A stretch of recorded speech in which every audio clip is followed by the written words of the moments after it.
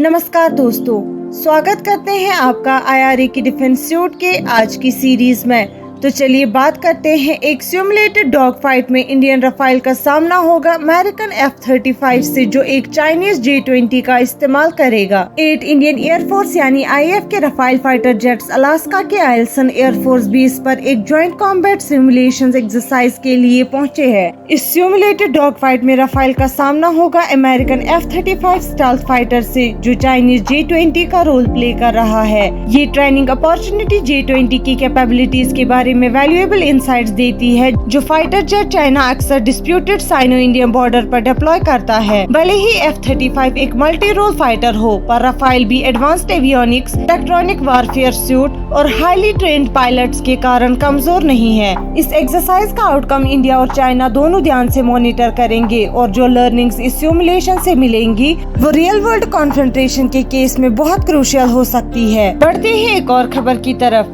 Enhanced surveillance के लिए India ने अपनी advanced KSHI-TIJ maritime petrol radar को अनवेल किया। इंडिया ने KSHI-TIJ x band active electronically scanned array यानी AESA रडार इंट्रोड्यूस किया है, जो सुपीरियर मैरीटाइम सर्विलेंस के लिए एक कटिंग एज सिस्टम है। ये radar faster target detection, improve targeting accuracy और इलेक्ट्रॉनिक काउंटर मेजर्स के खिलाफ ज्यादा रेजिस्टेंस ऑफर करता है। ये लार्ज एरियाज को जल्दी और एफिशिएंटली स्कैन करता है और रियल टाइम डेटा प्रोवाइड करता है, जो मैरीटाइम सिक्योरिटी ऑपरेशंस के लिए क्रिटिकल है।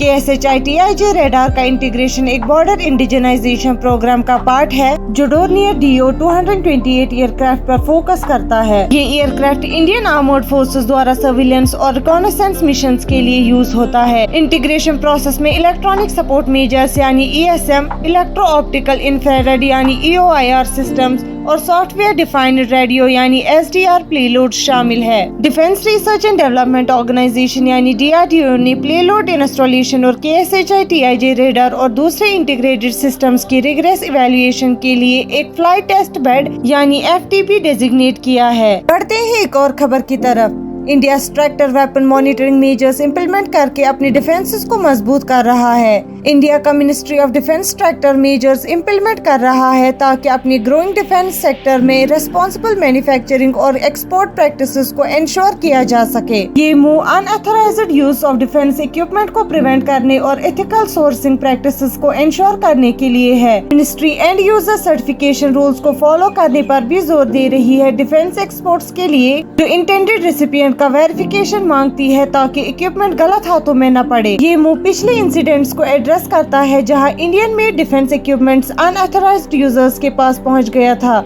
जो सीरियस सिक्योरिटी इम्प्लीकेशंस और इंडिया की रेपुटेशन को नुकसान पहुंचा सकता था एज अ रेस्पॉन्सिबल एक्सपोर्टर। हालांकि कुछ चैलेंज अभी भी है, जैसे लेगेसी इक्विपमेंट्स को न्यू मॉनिटरिंग इंफ्रास्ट्रक्चर के साथ इंटीग्रेट करना और प्रॉपर ट्रेनिंग देना उस पर्सन को जो डेटा मैनेजमेंट और एनालिसिस के लिए रेस्पॉन्सिबल है।